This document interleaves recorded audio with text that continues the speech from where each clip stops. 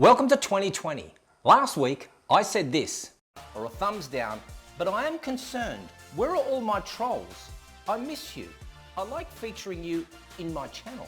And while some of you not so good people tried to troll me, you know you are not very good at it. How do I know? Because you can spell and string a sentence together. Unlike Lenny Harry, who wrote, "Stupid boomer, you would get folded up like a deck chair. Twat."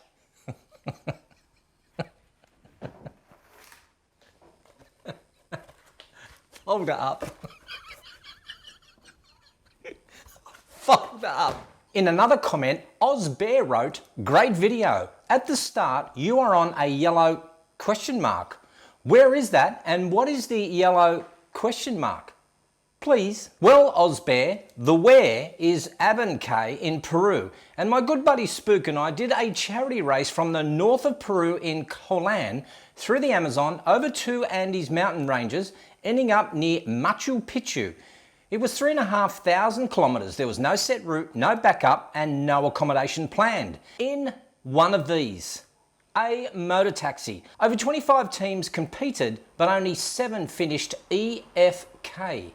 Some of the younger 20-year-old snowflakes threw the towel in just a couple of days, opting to put their motor taxi on the back of a truck and then taking it off a couple of miles from the end, making out that they did the whole junket.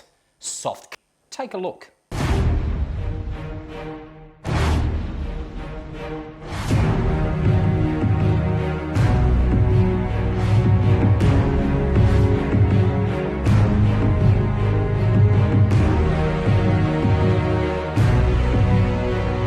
Seriously impressive off-road machine. It's just taking an absolute kicking. Still going. Found the problem, we're going to fix it. We'll be back on the road shortly. And the drop-off is about 6 to 8 inches from the right wheel. And we just hit this massive bucking hole. Basically, at any point in time, anything can happen.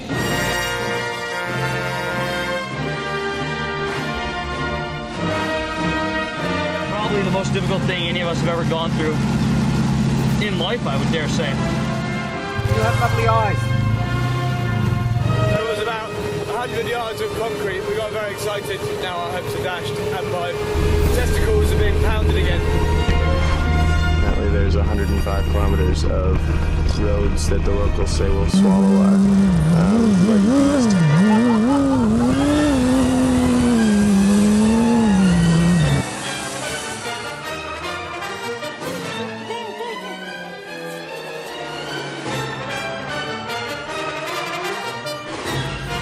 I've never been so fucking cold in my life!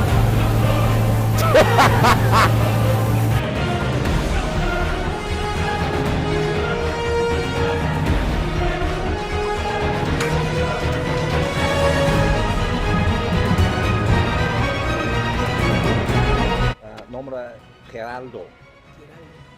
That'll do. Nombre? Brian. His name's Brian. How was that? It's delicious. I'm no quitter. I'm no quitter. You're not a quitter. That was like an old sock mixed with sour milk and soy milk.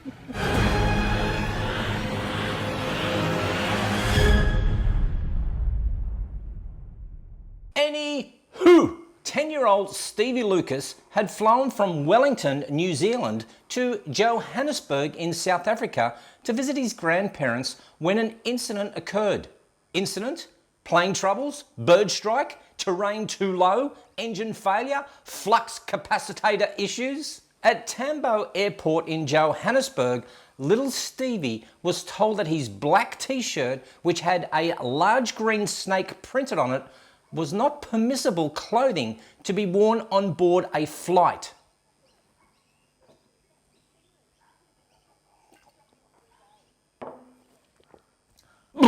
Stevie's parents, Steve and Marga, said that security officers at Johannesburg Airport alerted them to the rules about snake toys and clothing. Snake toys, I get. Funny, but understandable. But clothing? Clothing? Why? Well, it's believed that the snake t-shirt could cause anxiety to other passengers. Seriously, a drunk pilot would give me anxiety, but a t-shirt? Airport security footage shows the 10-year-old taking off his t-shirt and turning it inside out. The airport's company of South Africa said in a statement, "Snakes aren't usually a common sight on planes." Psst, come here. It's a printed t-shirt. However, back in June 2019, a man accidentally carried a snake on board a flight from Florida to Hawaii. Easy mistake. The 20-year-old passenger only discovered the reptile had stowed away in his bag when it slid out of his backpack once he arrived at a holiday rental property in Pukalani, Maui. The man said it was about 30 centimetres long and 63 millimetres in diameter. His black racer was non-venomous. Are we still talking about a snake here? And here's another story of total entitlement. Lucy Tilney, who's 57 from Clifton Wood in Bristol, 57. That's like my age, a little bit younger, but my age. This will be a good one. Well, she was due to fly to Venice Marco Polo from Bristol Airport with a pal, but says they missed the flight as the gate number was not on the screen long enough for them to get there. They missed their flight as they had a coffee while waiting for the gate to show. The pair were in Eat Cafe when the board said gate closed for their flight. But Ms. Tilney claims they had been regularly checking the board and the gate wasn't up long enough for them to get there. EasyJet knew we were in the airport as they had loaded our bags onto the aircraft. So I failed to understand why they were not able to issue a call warning us that we would miss our flight, she said. I don't know either. Maybe they thought you were an adult. She said my travelling companion was 71 years old and has a heart problem. There are signs which tell you at the start of the walk to the gate that it can take 15 minutes to arrive. Ms. Tilney said they arrived at the airport, checked their bags in and went through security. Having done that, we looked for the gate number on the screen. The screen informed us that the gate number would be displayed later. We decided to get a coffee and wait in the main area upstairs. We sat and drank our coffee and every so often I checked the screen to see the same message, gate number to be shown shortly. She says she and her friend waited there for more than half an hour, finished their coffee, checking occasionally. Right, so it's like 12:45 and you knew your plane was leaving at around 1 p.m. and it would take about 15 minutes to get to the gate. The next time I looked at the screen, the display was showing gate closed.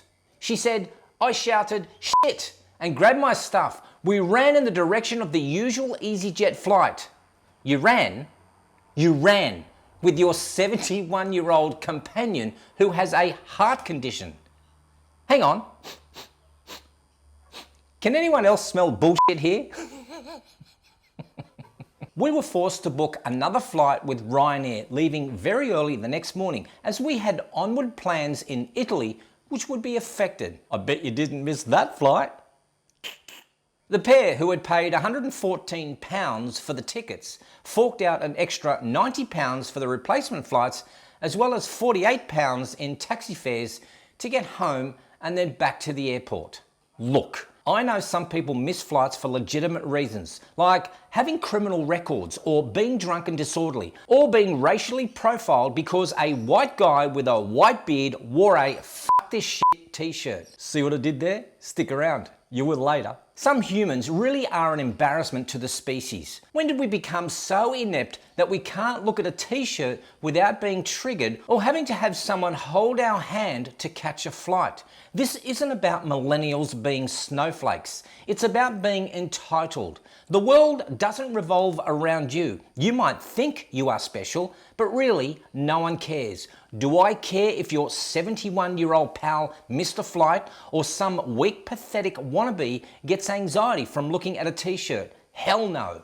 Do I sympathise or empathise? Nope. Get a grip and take control of your life. No one outside of your bubble cares. The way G-Mann sees it is that if you are old enough to drive, vote, drink or procreate, you're on your own. Work it out. Which gives me an idea. I want to do a video called Life Lessons to prepare you for adulthood and distribute it to schools and colleges. I'll need your help. Now, regardless of age, what were some of those great words of wisdom your parents, guardians or carers said to you that stuck with you forever? Like, pants first, then shoes. Priceless. Or, add a drop of water in your whiskey. Brilliant. If you're interested in being involved, send me your words of wisdom in an email with the subject line, wow. It's just easier for me to sort by subject line. Finally, the results are in. I put up a post asking whether the beard should stay or go. 68% of you said stay, 32% go. With lots of you telling me it makes me look older.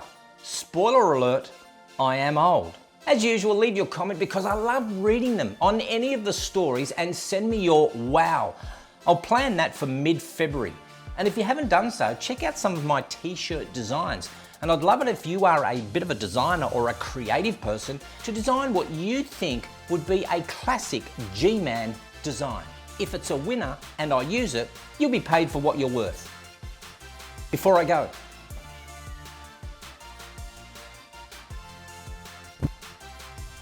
see what I did there? I'm Gerald Pauschmann for The Point TV. Cheers, Rudy.